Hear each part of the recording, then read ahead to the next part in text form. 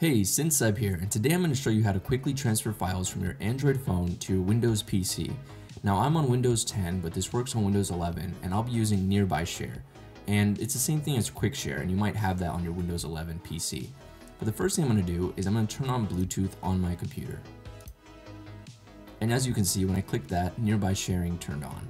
The next thing I'm going to do is go over to our Windows button, and I'm going to search for Nearby Share. Now this window will pop up and you'll see that I am signed in through my Gmail, and we can select who we want to receive our video or files from.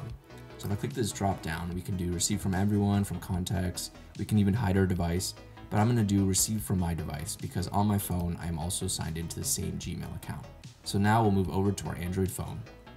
So now I'm on my Samsung phone, and what I'm going to do is I'm going to swipe down and we're going to turn on Bluetooth.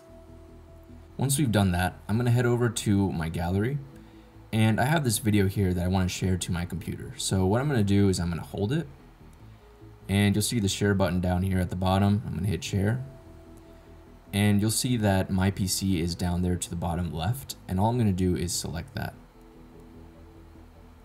And you'll see that it's connecting and sending.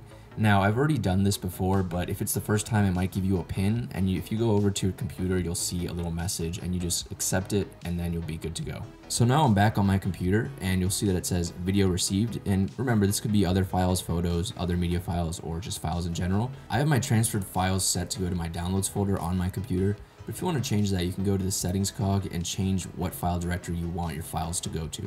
I covered how to transfer videos from your Android phone to your computer, but if you want to do the inverse of that and send files from your computer to your Android, you can simply select and go to your file directory here, or just drag and drop files or folders here to send to your Android device. Thanks for watching.